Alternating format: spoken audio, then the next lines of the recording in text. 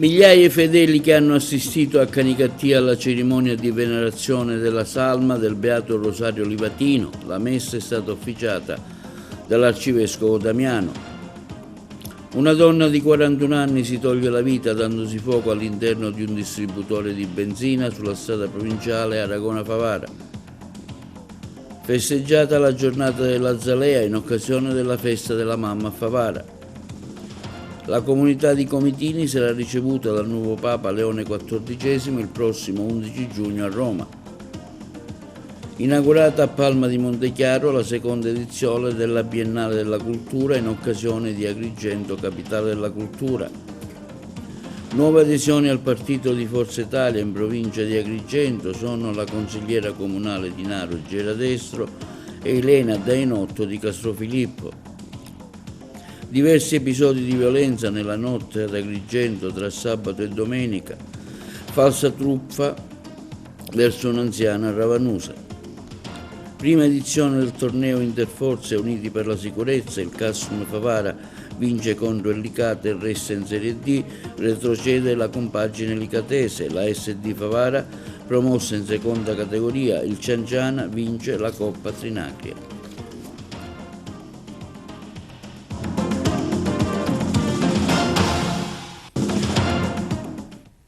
Buongiorno, benvenuti con un nuovo appuntamento di TV Notizie di oggi lunedì 12 maggio.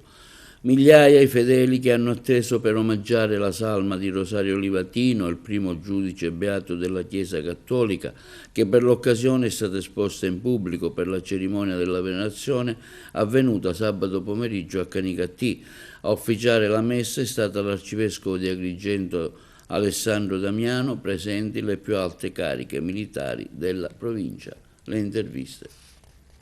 Sindaco, il tanto atteso momento è arrivato. Oggi i fedeli della diocesi di Agrigento, della Sicilia e di tutta Italia, di tutto il mondo vedranno finalmente il corpo del Beato Livatino. Allora, un momento significativo, un momento forte per la città di Canicattì, così come hai detto anche per tutta la diocesi, ma per tutto il mondo intero. E questi sono momenti importantissimi per la città di Canicattì. È vero che possiamo creare in questo momento un po' di disagio perché abbiamo chiuso parecchie strade, ma devo dire un qualcosa che sicuramente porterà all'apice la città di Canicattì, perché la città di Canicattì è una città accogliente e quello che noi stiamo facendo, stiamo realizzando grazie, devo dire, all'arcidiocesi di Agrigento, che io ringrazio Sua Eccellenza Monsignor Alessandro Damiano per come abbiamo collaborato e quello che la Chiesa sta facendo per la comunità canicattenese, e noi abbiamo risposto positivamente al momento in cui c'era di collaborare, anche di programmare tutto quello che c'era da programmare sia per il 15 marzo e sia per oggi il 10 maggio, perché non era facile. Per cui dico, abbiamo creato un po' di disagi alla comunità. Ma devo dire che la città di Canicattì ha risposto abbastanza bene e io ringrazio tutta la cittadinanza per come ha risposto, e questi sono momenti in cui a noi sicuramente ci saranno aspetti positivi, perché Canicattì avrà benefici, perché è una città che realmente può dare tutto. Noi abbiamo dato tanti Natali importanti come il Beato Rosario Angelo Livatino, come il venerabile padre Gioacchino, ma non possiamo dimenticare che un altro martire della giustizia è stato ucciso dalla mafia, è Antonino Saetta e il figlio Stefano, per cui dico, dobbiamo anche ricordarle in queste circostanze. Basta pensare che io, prima di fare questo grande momento, noi abbiamo risistemato la rotonda dove ci sono l'immagine del Beato Rosario Angelo Livatino e del giudice Antonino Saetta, per non dimenticare mai, perché è giusto ricordarli, perché loro hanno dato la vita per una causa che è quella che non si sono mai piegati, e questo è il momento che sono stati servitori dello Stato e hanno dato tanto per lo Stato, e per cui noi dobbiamo prendere esempio di questi due magistrati, di chi anche è stato ucciso, e non possiamo dimenticare. Per cui dico, queste iniziative, questa cosa bella che oggi Canicattì sta vivendo, sono sicuro che Canicattì risponderà alla grande al momento in cui verranno vari pellegrini nella nostra città, nella nostra diocesi, e noi siamo pronti ad accoglierli in qualsiasi momento. Eccellenza, oggi è un giorno di festa per tutti i cattolici. Un giorno bello, un giorno di festa per i cattolici, ma io voglio aggiungere per tutti gli uomini e le donne di buona volontà, pensosi per la promozione della giustizia e l'osservanza della legalità. E il Beato Rosario Angelo Livatino è un esempio riconosciuto nella Chiesa come beato, e oggi viene presentato dopo un iter, dopo la ricognizione canonica dei suoi resti mortali, viene presentato alla venerazione del popolo santo di Dio. Siamo contenti di questo. Tra poco si sposterà il corpo verso il luogo dove verrà celebrata la Santa Messa, e poi, finita la Messa, sosterrà un po' davanti qui la chiesa, in modo che chi vuole può sfilare dinanzi l'urna lo possa fare con agilità, insomma, senza fare calca. Poi un passo ulteriore, un ulteriore passo, perché la nostra Chiesa, innanzitutto la nostra Chiesa agrigentina, la comunità di Canicattì, si possa riflettere sul contrasto alla mentalità mafiosa, non solo alla criminalità organizzata. Su quella ci sono le forze dell'ordine, c'è la magistratura che fa la sua parte importante. Per quanto riguarda la mentalità mafiosa, penso che debba essere tutta la società civile a fare la sua parte, in modo chiaro, senza ambiguità. E anche qui la figura del Beato Rosario è una figura chiara, senza compromessi, libera. Allora l'augurio che faccio a tutti noi, che faccio a me, è di poter essere sempre persone limpide nelle proprie azioni, nelle proprie scelte, nel proprio stile di vita, come Rosario. Affidiamo la diocesi a Rosario Livatino. Ma penso proprio di sì, che dobbiamo fare? In un primo tempo sembrava un tragico incidente quello che ha interessato domenica mattina una donna di 41 anni di Favara presso il distributore Lukoil sulla strada che collega Aracona con Favara. Invece poi dalle immagini delle telecamere di sorveglianza, come confermato dagli inquirenti, si è trattato di un gesto estremo, la donna si è tolta la vita in servizio. Se in un primo tempo sembrava che non ci fossero dubbi sul fatto che si era trattato di un tragico incidente, ora, grazie all'acquisizione e alla visione delle immagini delle telecamere di sorveglianza dell'area di servizio da parte dei carabinieri, è stato possibile accertare che la 41enne di Favara, VDG le sue iniziali, si sarebbe tolta la vita. Sconosciuti al momento i motivi che l'avrebbero spinta al gesto. Il cadavere carbonizzato della donna è stato infatti ritrovato accanto alla sua Fiat Grande Punto, completamente avvolta dalle fiamme nell'area dell'impianto Lukoil lungo la strada provinciale che collega Aragona Caldare con Favara. Il primo a intervenire è stato un vigile del fuoco libero dal servizio che si trovava a passare da quella strada. Il pompiere, accortosi delle fiamme dell'autovettura, si è subito precipitato e ha trovato il corpo carbonizzato della donna. Quindi ha chiamato i suoi colleghi del comando provinciale di Agrigento. Sul posto sono accorsi i carabinieri della sezione radiomobile della città e i loro colleghi della tenenza di Favara, che si stanno occupando delle indagini. La salma è stata trasferita al cimitero di Favara. Il sindaco di Favara, Antonio Palumbo, ha preso la notizia e subito corso al distributore di carburante Lukoil. affermando: assistiamo con orrore a quanto avvenuto alla nostra concittadina rimasta uccisa in un rogo che ha coinvolto anche la sua auto nei pressi di un distributore di benzina, una mamma che lascia una famiglia distrutta e che noi rivolgiamo le nostre condoglianze nella speranza che al più presto si possa fare chiarezza su quanto accaduto per quel che vale dinanzi a una tragedia tanto grande. Insieme all'amministrazione e al Consiglio Comunale tutto manifestiamo la nostra vicinanza alla famiglia. Azalea della ricerca AIRC in occasione della festa della mamma ieri a Favara.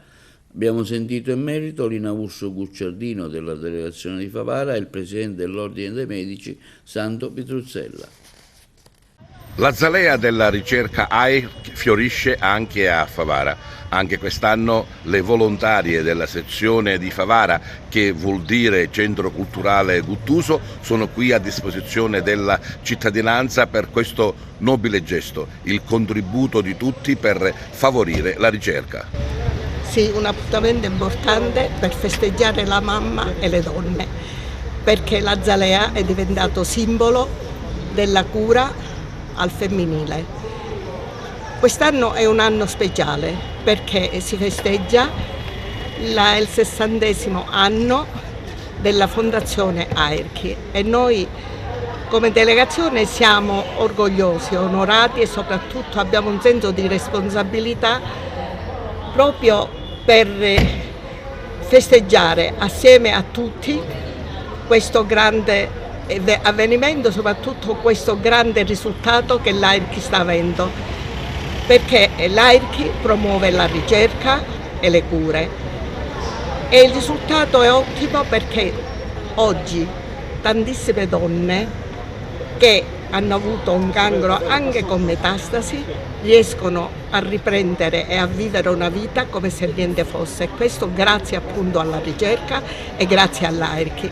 Quindi noi ogni anno scendiamo in piazza con tanta voglia veramente di fare di più perché ci crediamo, perché i risultati sono sotto gli occhi di tutti. Quindi ringraziamo di cuore i ricercatori, ringraziamo i volontari e ringraziamo soprattutto la gente che ancora oggi, nonostante i tempi crisi che ci sono, rispondono a pieno titolo e noi assieme a loro vogliamo dire: Favara, noi contro il cancro ci siamo.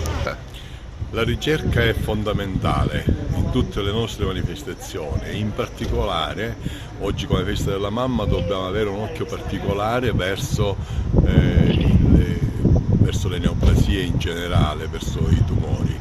Un nemico che dobbiamo sconfiggere. Come lo possiamo sconfiggere? Sicuramente con i contributi che il governo dovrà elargire in misura maggiore rispetto a quello che ha fatto finora, ma i cittadini tutti possiamo partecipare e in particolare la classe medica deve dare uno scatto, diciamo, per poter aumentare queste donazioni, aumentare questo contributo che possiamo dare. Oggi lo diamo con l'azalea. L'azalea io per esempio ho deciso di portarlo a mia mamma, ecco, facciamolo tutti, vogliamo farlo tutti a dare questo contributo per poter sconfiggere questo male che ad oggi è poco curabile. Non vorrei dire incurabile perché i risultati sono già buoni, ma speriamo che diventi curabile al 100%. Sarà Comitini il primo paese della Sicilia che incontrerà il Papa Leone XIV il prossimo 11 giugno. Stamattina è arrivata la conferma da parte della Prefettura Vaticana, il nostro servizio. Sarà Comitini il primo paese della Sicilia che incontrerà il nuovo Papa Leone XIV. Oggi è arrivata la conferma dalla Prefettura Vaticana. Sono mantenuti tutti gli appuntamenti presi dal predecessore. L'incontro, dice il sindaco di Comitini Luigi Nigrelli, avverrà il prossimo 11 giugno. Avevamo concordato con Papa Bergoglio di dedicare un momento di preghiera per ricordare i cosiddetti carusi, i bambini venduti all'industria dello zolfo e usati come schiavi per l'estrazione delle miniere. Erano questi i bambini strappati alla loro adolescenza, gli ultimi della terra del secolo scorso. La scelta della data per l'incontro coincide con la giornata mondiale contro il lavoro minorile che si svolgerà il prossimo 12 giugno nel mondo, Porteremo dei doni al Santo Padre, Leone XIV, dice il sindaco Nigrelli, una tela che raffigura il martirio dei Carusi, alcuni dei quali hanno perso la vita nelle viscere della terra. Il quadro, realizzato dall'artista Francesca Cumella dopo la benedizione del Pontefice, sarà riportato a Comitini e custodito nel Palazzo Bellacera, che ospita il Museo del Tricolore. Al nuovo Papa daremo una copia della bandiera tricolore, che per la prima volta in provincia di Agrigento viene fatta sventolare nel nostro territorio.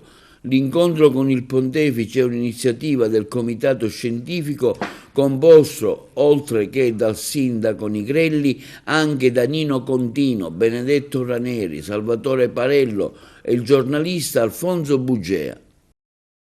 Inaugurata a Palma di Montechiaro la seconda edizione della Biennale del Gattopardo nella splendida cornice del Palazzo Ducale, prende il via un'edizione speciale inserita nel programma di Agrigento, capitale italiana della cultura 2025. Le interviste.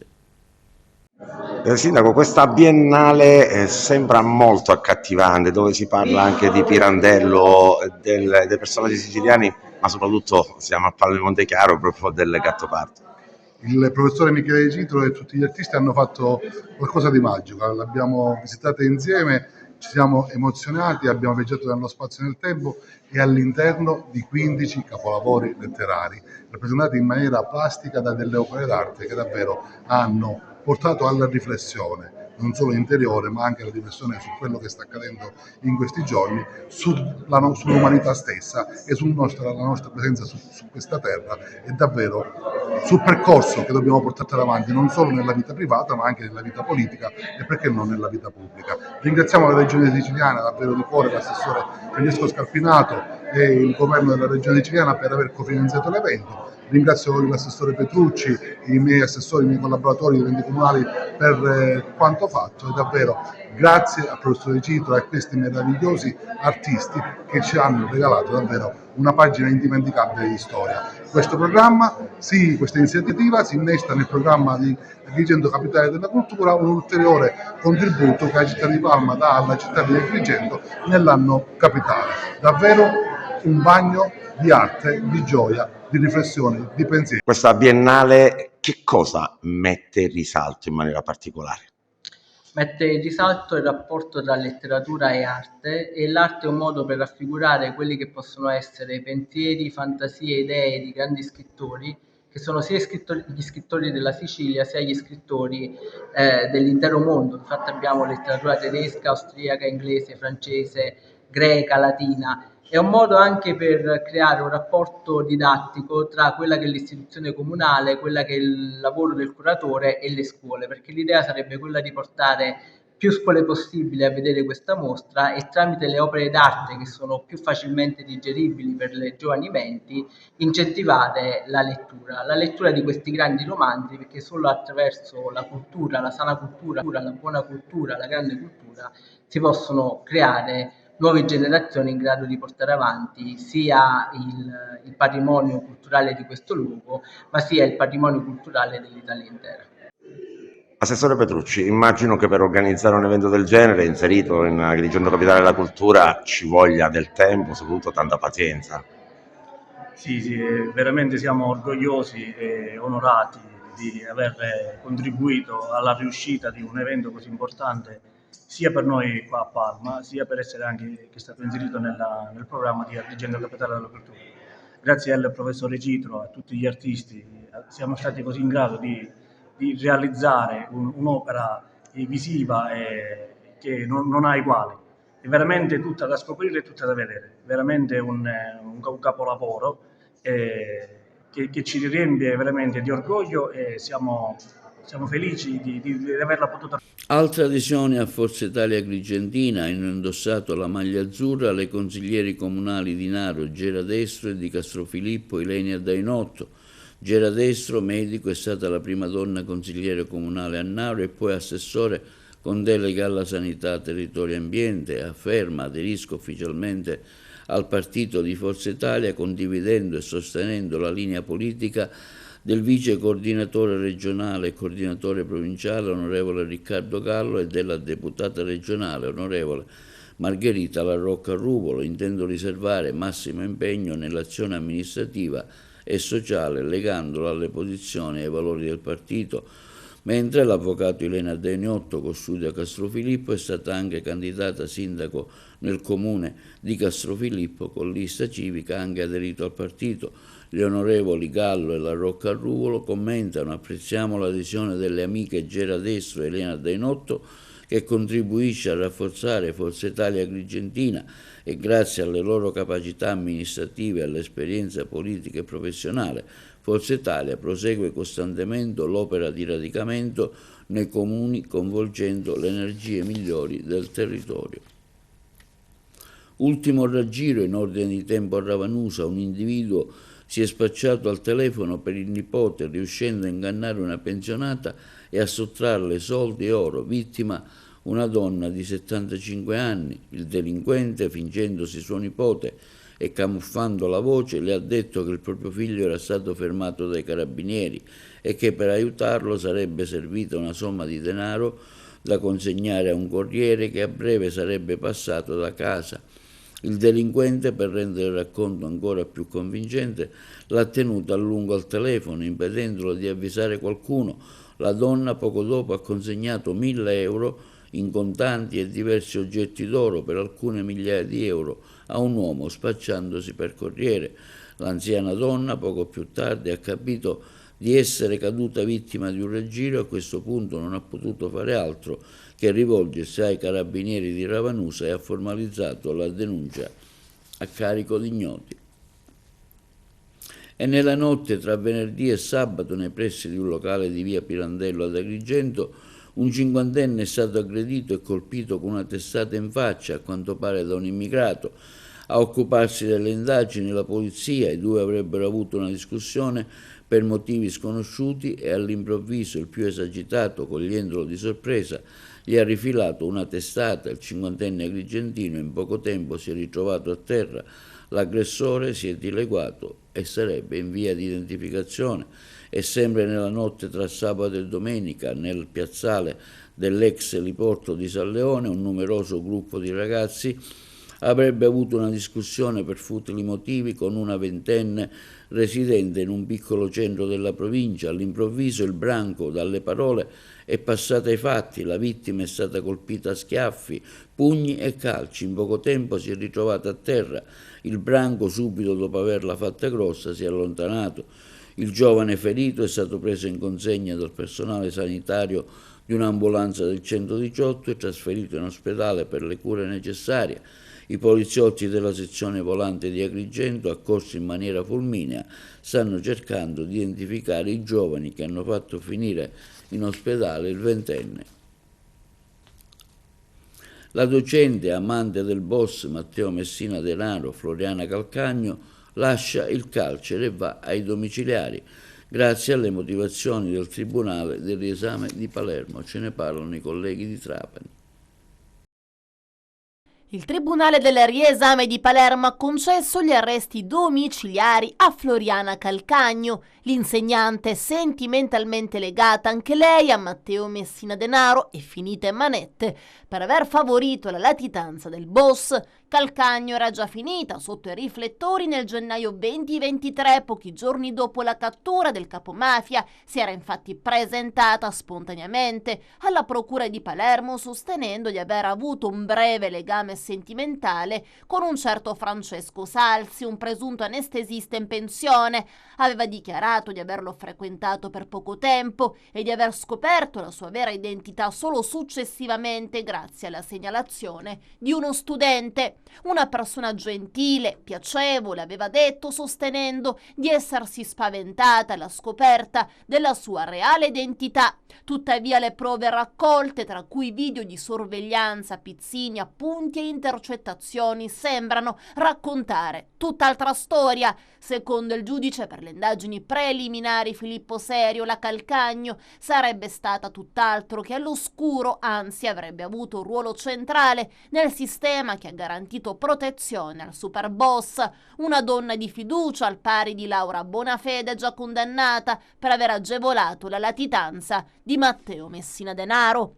Gli investigatori ritengono infatti che Floriana Calcagno sapesse perfettamente chi fosse Messina Denaro, lo avrebbe dunque aiutato nei suoi spostamenti, ospitato nella sua casa Tre Fontane in diverse occasioni, agito da staffetta per evitargli i controlli. Il boss nei suoi appunti ritrovati nel covo di Campobello di Mazara si riferiva a lei con soprannomi disparati come Luce, Sbrighisi, Handicappata e Acchina, nomi che appaiono anche nei pizzini scritti da Bonafede, colmi di gelosia. 3 date chiave però bisogna segnalare: il 23 giugno, il 6 e l'8 luglio del 2022, che delineano chiaramente l'operatività della donna nel favorire la fuga del boss castelvetranese. Il 23 giugno, ripresi dalle telecamere, 2 si muovono in sincronia tra Mazara del Vallo e una scuola della zona. Lei con la sua Fiat 500X davanti e lui con l'Alfa Romeo Giulietta dietro, un vero e proprio scudo mobile. Passarono insieme più di 3 ore lontani da occhi indiscreti. Il 6 luglio si incontrarono prima nel bunker di Campobello, poi si recarono direttamente a Tre Fontane, nella casa estiva della donna. Stessa dinamica anche per l'8 luglio, data in cui, secondo gli inquirenti, il boss ricevette denaro e materiali utili a rimanere nell'ombra. Quello tra la Calcagno e Messina Denaro non era dunque solo un rapporto sentimentale, ma un legame solido, fondato su fiducia e supporto logistico, un sodalizio discreto ma determinante.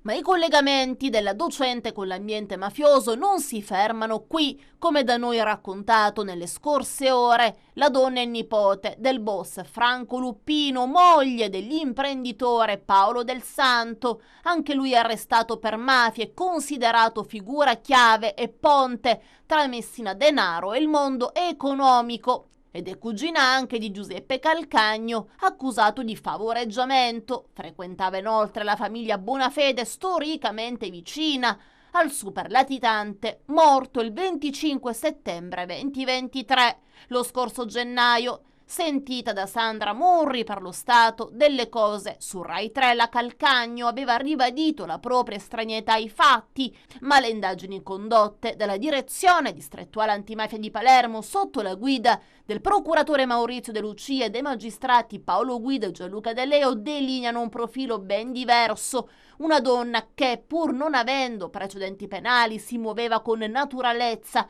negli ambienti mafiosi, tessendo relazioni tanto affettive quanto strategiche, contribuendo attivamente alla lunga latitanza del boss. Passiamo allo sport con una panoramica degli avvenimenti sportivi curata dal collega Carmelo Lentini su play-off e play-out, Serie D Eccellenza e il Cianciana che ha vinto la Coppa Ginacria. Ai play-out conquistano la salvezza la Cireale e il Castrum Favara.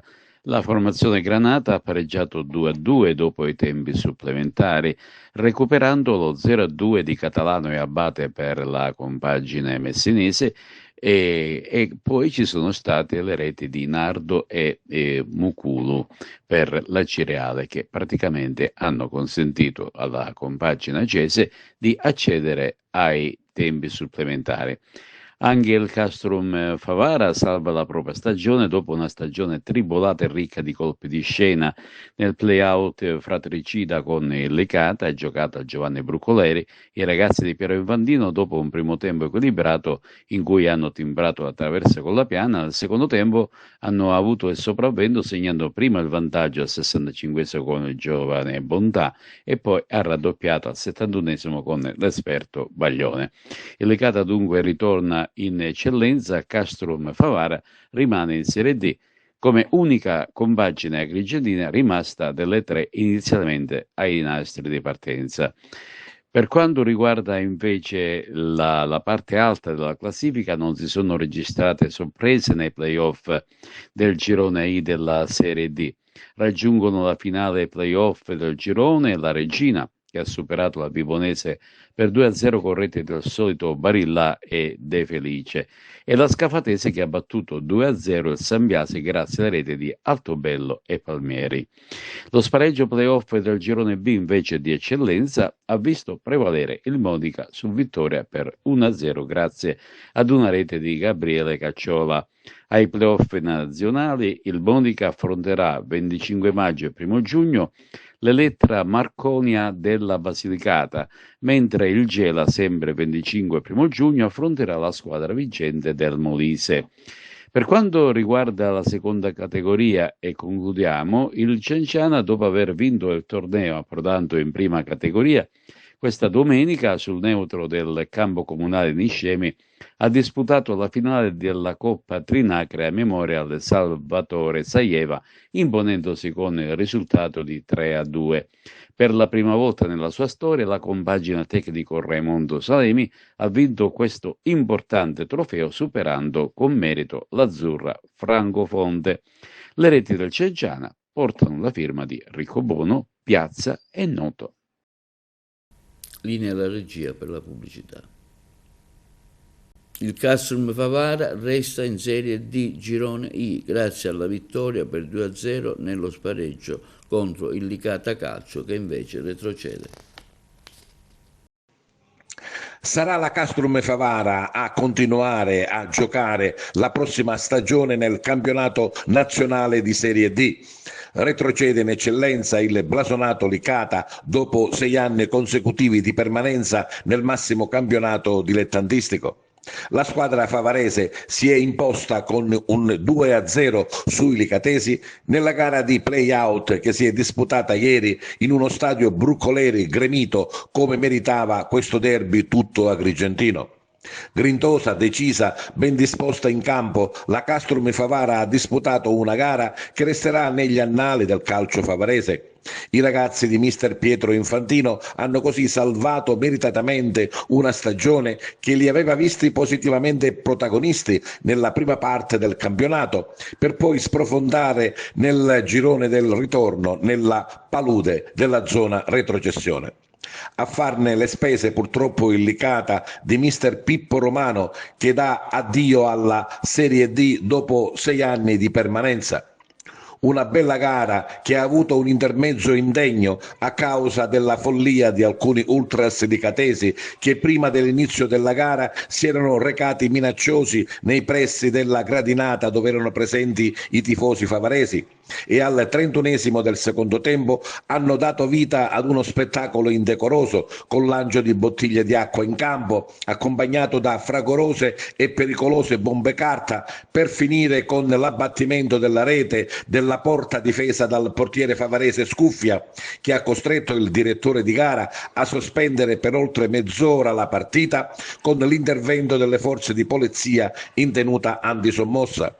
Per ritornare alla gara diciamo che alla Castrum Favara bastava solo un pareggio, ma i favaresi non si sono risparmiati ed hanno imposto il gioco rendendosi più volte pericolosi.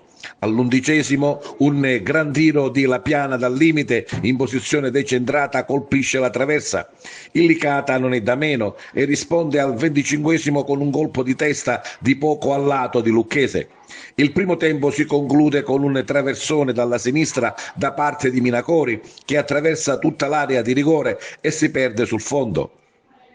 Nella ripresa il Favara è più deciso. Al 20° traversone di De Minne il bravo giovane favarese Bontà con un pallonetto di testa batte Rossi facendo esplodere il Brucoleri. Il Licata accusa il colpo e subisce il raddoppio con uno splendido gol di rovesciata da parte di Baglione su assist di Varela. Dopo pochi minuti il Licata resta in 10 per l'espulsione di Lanza per gioco falloso. Subito dopo i tifosi licatesi danno vita all'episodio di distruzione della rete che vi abbiamo già raccontato con la sospensione della partita per più di mezz'ora. Alla ripresa del gioco i restanti 15 minuti passano senza particolari momenti. Al triplice fischio esplode la festa. La partita che vale una stagione e la permanenza in Serie D va alla Castrum Favara. Ma sentiamo le interviste in sala stampa. Credevo molto in questa salvezza, ho detto che forse è una delle più importanti della mia carriera perché venivo nella mia terra e fallire nella mia terra per me sarebbe stato un macigno che l'avrei sentito molto. Io ci tenevo tantissimo perché Favara mi ha rispettato in un modo straordinario. Molte persone mi hanno mandato messaggi in questa settimana, prima della partita mi hanno dimostrato stima, fiducia, credevano molto in me e io spero di averli ripagati con questa salvezza, con questa prestazione arcigna, vogliosa. E poi, come ho detto in diretta, credo che la compattezza che abbiamo dimostrato questa settimana, sintomo di intelligenza, di sensibilità, abbiamo fatto una cena con la società. Devo ringraziare Stella, capultrà degli Ultra, che rappresenta un gruppo importante questa settimana, veramente ci hanno stimolato nel modo giusto, con le parole giuste. Commentiamo allora questa partita, mister. La partita si sapeva, una partita difficile, un avversario molto esperto, molto fisico, allenato da un mio amico. Questo l'ho abbracciato perché era forse l'ultima persona che volevo incontrare nei play-out. Pino Romano non è solo un grande allenatore, è un grande amico. Sapevamo che era una squadra avversaria difficile, esperta, che sa giocare a calcio. Sui calci piazzati fanno mischia, però noi siamo stati oggi, siamo ritornati quelli che siamo stati per 3/4 di campionato, la matricola terribile, una squadra difficile da battere, forse dopo tanti mesi abbiamo vinto la partita, quella giusta, quella che ci consacra e ci dà la possibilità di mantenere la Serie D. È stato bellissimo davanti alla mia gente, alla mia famiglia, davanti ai miei amici, davanti il mio popolo, fare questo gol decisivo e salvare la categoria. Ce lo vuoi raccontare? Mi sono trovato lì, il mister mi spingeva, ho visto il portiere che era un po' fuori, ho dato il colpo di testa e ho fatto gol. Fatto gol, ma anche non ne abbiamo subiti, capitano. Era ora, ormai erano quasi 10 partite che subivamo gol e quindi è bello poter gioire doppiamente, sia per non aver preso gol sia per aver vinto il play-out, perché comunque è meritata, non ci giriamo intorno, meritavamo qualcosina di più durante l'arco dell'annata. Ci siamo ritrovati un po' lì sotto anche per demeriti nostri sicuramente, ma anche perché comunque l'Agrigas è sparita e ci siamo rifatti oggi. Penso che era l'epilogo che tutti aspettavano, tutti sperassero. Siamo contenti, ora ci godiamo questa salvezza, festeggiamo, staccheremo le pile per un bel po' perché comunque è stato un anno lungo, duro, faticoso, con un grande gruppo perché comunque non ha mai mollato. In primis noi grandi, poi comunque i ragazzi sono venuti sempre dietro a noi, il direttore che ci è stato sempre vicino, tutti quanti, anzi oggi poi a fine partita non riesco a parlare perché c'ho il fiatone che comunque purtroppo la sento assai la partita e devo dire la verità, quando mancava un quarto d'ora, quando c'è stata la sosta per via dei loro tifosi che hanno rotto la rete, ho sofferto assai, forse anche più di quando avevo sofferto prima della partita. Mister Di Dio, ma l'allenatore in seconda è quello che è più calmo o quello che muove più le acque? Muove più le acque sicuramente, nel mio caso sicuramente. Sono purtroppo fatto così, ci tengo, mi alzo, incoraggio i ragazzi, reclamo perché però tutto sommato a me mi interessava per raggiungere l'obiettivo, l'abbiamo raggiunto, siamo contentissimi e sono contento per i ragazzi perché se lo meritavano forse più di noi. Vediamo ora i commenti della sala stampa per la vittoria del Castrum, che continua la sua permanenza in Serie D, Girone I, curata dal collega Giuseppe Moscato. È andata bene, è stato un anno difficile, eravamo per non dire salvi prima, poi è successo il ritiro dell'Agrigas che ci ha penalizzato un po' anche a noi e anche a altre squadre. Il regolamento secondo me è stato sbagliato, non do la colpa all'Agrigas perché non è corretto, possono succedere incidenti di percorso, andiamo avanti, poi alla fine ci ce l'abbiamo fatto, quindi oggi bisogna parlare di festeggiamenti. Mi dispiace che è successo con una squadra argentina, è bello giocare i derby, purtroppo una delle due doveva retrocedere. Naturalmente una partita carica di tensioni, carica di momenti veramente difficili e poi l'esultanza al triplice fischio. Intanto voglio ringraziare i ragazzi perché hanno fatto una partita da elogiare con grande orgoglio, hanno messo a cuore la grinta e sul risultato finale ritengo che ce lo siamo ampiamente meritato. Poi voglio dire che l'epilogo di questa stagione non doveva essere questo, perché in quanto nel girone d'andata ci tenevamo che eravamo quasi in procinto dei playoff, poi forse un parlamentare abbiamo subito questa decurtazione dei punti e psicologicamente la squadra un po' è scemata, ma comunque ritengo che nell'economia globale del campionato abbiamo ampiamente meritato la salvezza. L'unico rammarico è per il Licata, che mi dispiace perché è sempre una compagine argentina, è un blasone storicamente, e quindi è un dispiacere solo perché è andata l'eccellenza. Castrum Favara rimane in Serie D e già si prepara per il prossimo anno, oppure è meglio respirare e goderci un po' questo momento, Presidente? Intanto ci godiamo questa vittoria, ora in settimana faremo un'altra riunione, vediamo dopo i festeggiamenti, vediamo di cercare di iniziare di nuovo. Partendo abbiamo detto ai tifosi di darci la curva, la prima cosa che dobbiamo fare prima dell'iscrizione dobbiamo sistemare la curva, e i tifosi ci eravamo presi un impegno e quindi prima di tutto va sistemata questa faccenda e poi andiamo avanti con le altre cose. Queste partite si presentano da sole. Io intanto devo dire che a me dispiace tantissimo che due agrigentine hanno dovuto affrontarsi e quindi una delle due doveva fare questa fase di questa finale per giocarsi la categoria, e quindi spero che il Licata più presto possa ritornare in quella categoria dove sta tanti anni, perché è una piazza importante, lo merita. Purtroppo il calcio leva, toglie, dà. Oggi è toccato a noi un episodio favorevole, finalmente dopo tanta sofferenza. Io ci ho sempre creduto. Ritorniamo sul campo, una squadra decisa, una squadra che fin da subito ha fatto capire che Castrum Favara voleva rimanere in Serie D. Ma io su questo non ho mai avuto dubbi. Ripeto, il calcio è questo. Ci sono situazioni che durante l'anno ti fanno capire tante cose, e quando poi succedono delle cose negative è lì che dobbiamo capire un attimo di che passo siamo fatti, e non abbiamo mollato, il mister non ha mai mollato, i suoi collaboratori non hanno mai mollato, e quindi io ringrazio lo staff, il mister innanzitutto e i giocatori per questa salvezza che ce la meritavamo. Ma credo che per come è andato il campionato meritavamo la Serie D. Siamo stati sempre fuori dalla zona, malodiosa.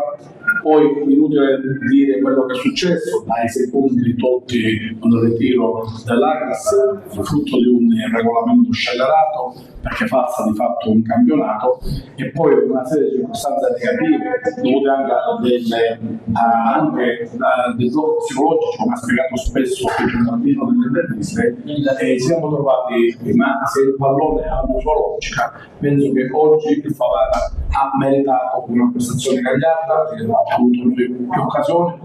Mi dispiace che si è vissuto un clima, è vero che c'è un derby, ma con gli amici di Capesi non ha avuto mai questione tra tifoserie. Ci è dispiaciuto che una finale di playoff della quarta serie nazionale doveva essere sospesa per la rottura di una rete. Io credo che a Favara, da 40 anni che segue il calcio, non si è mai verificata. Il regolamento dice partita temporanea. E sempre a Favara la SD Favara Calcio promossa in seconda categoria. Moscato da Favara. C'è un'altra Favara, c'è il Favara Calcio che il suo campionato lo ha vinto, dalla terza categoria alla seconda. Presidente, che campionato è stato?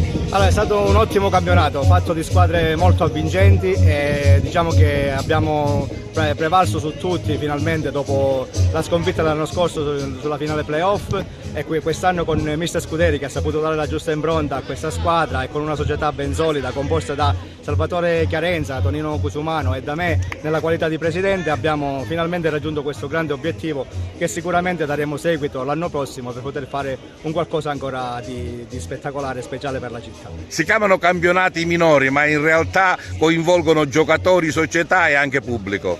Sì, si chiamano campionati minori, però possiamo dire che questa terza categoria non ha niente di inferiore agli altri, perché possiamo trovare giocatori di spessore, facciamo un esempio su tutto, come Giuseppe Terranova, Joseph Santamaria o lo stesso Fai e Sario, che lo abbiamo preso dall'Aragona in corsa, che ci ha fatto la differenza, e poi abbiamo fatto anche un ottimo risultato con un suo gol a Montallegro, dove abbiamo vinto il campionato il 4 di maggio. Che campionato è stato? Un campionato combattuto con squadre ben attrezzate, abbiamo lottato alla pari con tutti, abbiamo vinto quasi tutti gli scontri diretti e l'ultimo è stato quello fuori casa col Bovo Marino. Abbiamo fatto il derby, la stracittadina con l'Atletico Favara, a cui auguriamo un grande in bocca al lupo per i playoff. È stato veramente un campionato combattuto di alto livello. Quando avete capito che ce la potevate fare? Abbiamo capito quasi all'ultimo, perché come dico eravamo lì a un punto sopra il Bovo Marino Montallegro, quindi è stato combattuto fino alla fine. Oggi siamo contenti di festeggiare il campionato con una giornata d'anticipo, e oggi ci godiamo la festa finalmente. Che spogliatoio hai? Soprattutto bravi ragazzi tutti, come ho detto, locali, che lo fanno solo per il divertimento, che è quello che contraddistingue queste categorie. Lo spogliatoio è unito, quindi non sono più che soddisfatto, ma contentissimo di quello che abbiamo fatto, e complimenti ancora a tutti i ragazzi. Dopo il giusto periodo di riposo, ma si riparte? Si riparte, sicuramente si riparte, ancora è presto, però si ripartirà sicuramente dalla seconda categoria. La società è sana, hanno un bel progetto, quindi vedremo in futuro cosa succederà. Sì, sicuramente il campionato come nome si chiama terza categoria, però sicuramente di terza categoria non ha nulla, perché è un campionato molto avvincente, livellato verso l'alto, e tutta la Sicilia, tutta la regione ci riconosce che questo nostro campionato della provincia di Agrigento è uno dei più belli e più avvincenti. Infatti abbiamo squadre che sicuramente possono ambire a categorie superiori, tanto è vero che ogni anno la squadra che vince il campionato nostro in terza categoria di Agrigento subito dopo fa salto in prima categoria, quindi questo significa che c'è un grande lavoro dietro da parte di tutta la nostra delegazione, e riusciamo ogni anno a far nascere le nuove squadre, le realtà dove il calcio un po' è scomparso per motivi diversi, e quindi costruire queste squadre che portano in alto la propria città. È stato organizzato nel campetto Azzurra di San Leone Agrigento la prima edizione del torneo di calcio Interforze Uniti per la Sicurezza, organizzato da Futuri System, che ha chiamato a raccolta le principali forze di polizia. Il servizio e le interviste. Salve a tutti, oggi ci troviamo al campetto Azzurra ad Agrigento al torneo calcistico Uniti per la Sicurezza. Oggi siamo stati in grado di dimostrare che anche al di fuori del lavoro c'è una certa sintonia tra di noi e c'è sempre un bel rapporto. Oggi abbiamo dimostrato che dietro le divise ci sono persone che combattono per la sicurezza di tutti. È stato veramente un piacere, ringrazio tutti qui presenti. Oggi siamo qua con il torneo della sicurezza, siamo con la Futur System, l'ASPI, Polizia di Stato e Carabinieri. Un grazie particolare va ad Anzalone, presidente della Futur System, che ci sta dando la possibilità di essere qua oggi a manifestare tutto ciò che lo sport può esprimere, cioè il fatto della sicurezza, sensibilizzare questo settore sulla sicurezza, che di tanto ce n'è bisogno anche nel mondo del lavoro. Siamo qui, io rappresento la squadra della Polizia di Stato, voglio ringraziare Futur System Security che ha organizzato questo bellissimo evento in cui ci sono rappresenti delle squadre, Interforze, Polizia Carabinieri, il Future System e l'ASP di Agrigento. Sono contento di rappresentare la Polizia di Stato e che sia una bellissima giornata da augurare per Uniti per la Sicurezza. Oggi è stato organizzato questo torneo, primo torneo Tutti Uniti per la Sicurezza, per dare la possibilità di conoscersi meglio e di effettuare un controllo del territorio più capillare e più efficace. È un modo per conoscersi tra diversi istituti di polizia e speriamo che ulteriori manifestazioni ci permettano di ritrovarci e di conoscersi. Io rappresento qui l'ASP 1 di Caltanissetta, il primo torneo che è stato organizzato, indipendentemente dal risultato sul campo. Oggi qui è la festa dell'amicizia e della solidarietà.